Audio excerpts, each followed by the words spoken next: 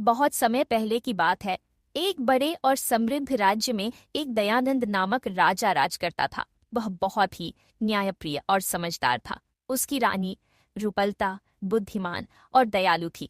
दोनों मिलकर प्रजा का भला सोचते और राज्य को खुशहाल बनाए रखते थे। एक दिन राजा ने सोचा कि वह अपने राज्य के लोगों की भलाई और उनके विचारों को परखने के लिए भेष बदलकर नगर भ्रमण करेगा। वह साधारण बेशवे नगर में निकला और देखा कि लोग अपनी रोजमर्रा की जिंदगी में व्यस्त थे।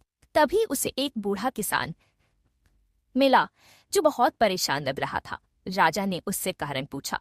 बूढ़े किसान ने कहा, महाराज का दरबार बहुत दूर है, मेरी समस्या वहां तक पहुंच नहीं पाती। राजा को यह सुनकर बहुत दुख हुआ। वह वापस महल लौटा और अगले दिन एक आदेश निकाला कि हर गांव में एक प्रतिनिधि रहेगा जो लोगों की समस्याएं सीधा दरबार तक पहुंचाएगा। इससे राज्य के लोगों को बहुत सुविधा हुई। एक दिन राज्य में एक व्यापारी आया जो बहुत ही चालाक था। उसने राजा से कहा, महाराज, मैं सोने को चांदी में बदल सकता हूँ। राजा को यह सुनकर अचंभा हुआ, लेकिन रानी को शक हुआ। उससे व्यापारी से पूछा, क्या तुम अपनी इस कला को साबित कर सकते हो? व्यापारी ने झूठी बातें बनाकर रानी को बहलाने की कोशिश की, लेकिन रानी ने उसकी आंखों में झांक कर कहा, यदि तुम सच में सोने को चांदी में बदल सकते हो तो पहले हमें थोड़ा चांदी से सोना बनाकर दिखाओ। व्यापारी घबरा गया और भाग गया।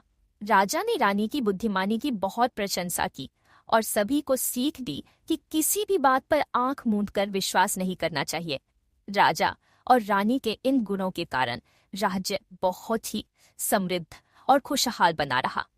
राजा की न्यायप्रियता और रानी की बुद्धिमानी ने राज्य को धोखेबाजों से बचाया और जनता को उनके अधिकार दिलाए। शिक्षा नेता को जनता की परेशानियों को समझना चाहिए और उनके समाधान के लिए प्रयास करना चाहिए। बुद्धिमानी से सोच विचार करके ही किसी पर विश्वास करना चाहिए। ईमानदारी और न्याय से ही राज्य और समाज आगे बढ़ सकते हैं।